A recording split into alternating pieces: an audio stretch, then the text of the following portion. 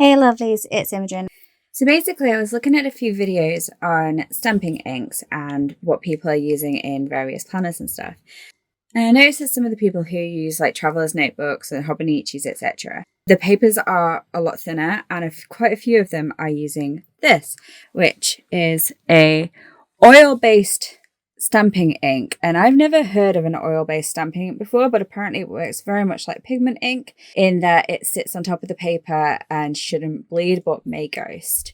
Obviously it depends on the thickness of the paper, and I'm going to try it in both my 70 GSM Moleskine and also in my Scribbles That Matter, which is 120 GSM. So this, I am absolutely going to murder the name of it, but I will try and pronounce it and I'll put it on screen for you what it's called. Shachihata Iromoyo Sumiiro. So these inks aren't particularly the cheapest ink pads that I bought. In fact, they're actually probably the most expensive ink pads I've ever bought. Basically, the only place I could find them in the UK was to get them on Etsy, which would be importing from America. I think I could get them on something like Jet Pens or somewhere like that. But again, that would be importing to the UK and it's just a whole thing. But these weren't particularly cheap to start with. They range from about £6 plus for the small inchy ones, and then £8 plus for these bigger ones. I happened to find this on AliExpress, and it was £5 for the ink pad and then £2 for shipping, and then there was also a tax on that as well. So I will put all that information on the screen as to how much I paid. I will put a link in the description for however long it is available.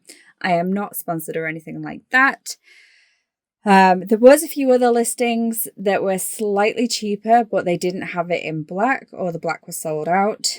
But all of them were like, they work out at £8 plus per ink. And they don't combine shipping on these either. So if I bought like 10, I'd have to pay 10 lots of shipping, which is really annoying. Anyway, so I've got this, I'm going to test it out.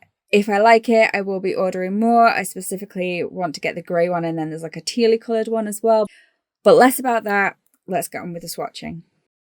So first up, I just grabbed a clear thingy with one of my clear stamps. It does look, excuse the ink and pen on my hands and stuff. It does look like it has a little sort of,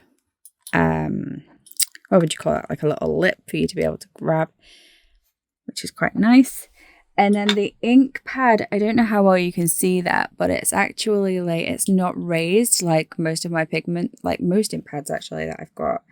It's like recessed in there, which seems really quite nice. And we're just going to ink this up and stamp it and see how we feel. So far, so good.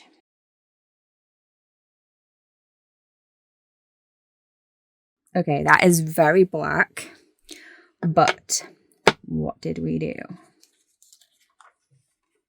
Okay, I anticipated that it was going to ghost, especially with it being a black on 70 GSM paper, but I was hoping it wouldn't bleed, and it doesn't look like it's bled. It doesn't look like it really has it might have a potential, but when I stamp, I generally I ink it up and I stamp and I lift. I don't normally hold it onto my paper and let it soak in.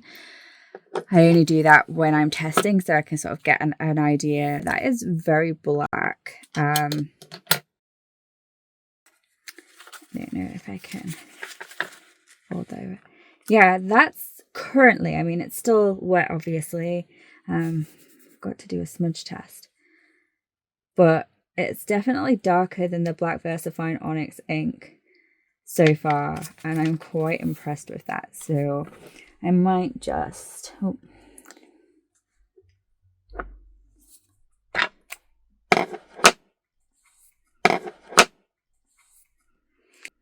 okay, so there is a smudge if you like smudge it straight away, and as you can see, that was it's a lot fainter on the ghosting if I don't let it sit and like bleed through. So that I was quite impressed with. And then let's try the same again in the Scribbles That Matter, which, as I said, is a 120 GSM.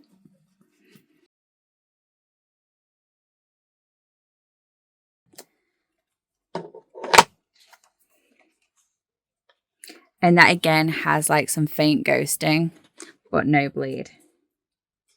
So yeah, so I'm quite impressed with that. We'll do a second little.